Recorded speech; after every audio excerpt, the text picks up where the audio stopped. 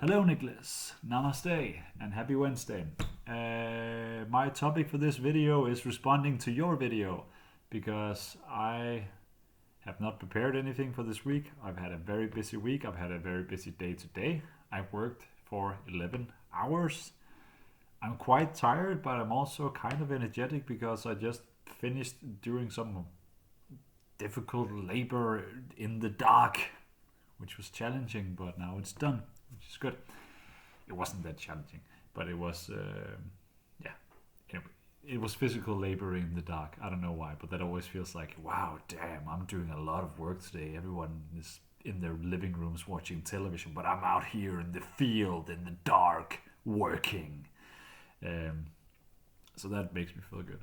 Anyway, responding to your video, yours was, I think your main topic was societal change through generations, how you can inspire societal change, how you can invoke societal change faster towards some better state of being. I'm always highly skeptical about like big changes on a social level, or at least I'm always highly skeptical about top-down approaches to big changes on a social, like on a societal level, because I'm highly skeptical about people's abilities to define and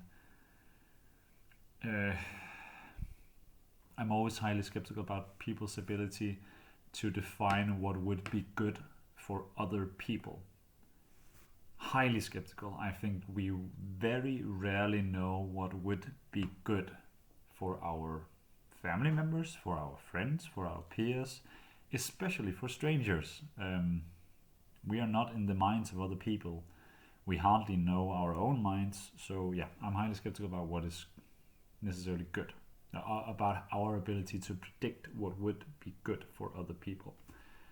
In some areas, if you have like skill sets that are very narrow and defined, for example, in relation to sports, if you are a very successful football player, then I do believe you have some ability to predict and say how you can make other football players better at playing football.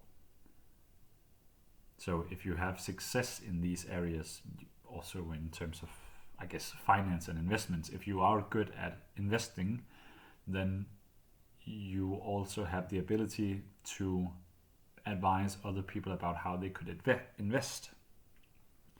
But it's always in these narrow lanes of expertise. The broader you get, like if you say, how should I live my life? I become more skeptical about other people's abilities to say what would be good for other people, especially on big societal, like what would be good for society. Very skeptical about that. I do see that we have some kind of challenges on a social level. Climate change, as you mentioned, when you have economic crises, when food supply. I don't think the European food supply is challenged, but it could be with climate change and with different worldwide economic changes. So I do see that we have problems and challenges on bigger, larger scales, but I have a tendency to think that solutions don't come on big societal levels. I think the best way that you can improve society is by improving the lives of individuals and thereby the ethics of the individuals. And this does not mean that you should tell other people how they should live their lives, but you should try to inspire individuals to live the lives that they want to live. You should try to inspire individuals to make them powerful and capable enough so that they can achieve the things that they want to achieve in life. I think very rarely people can do that. I think that's, if I was the world leader, if I was the evil emperor, then that is how I would inspire social change on a larger level, is by looking at the individual. How can the individual improve? How can the individual improve his or her own circumstances? And thus build up from there.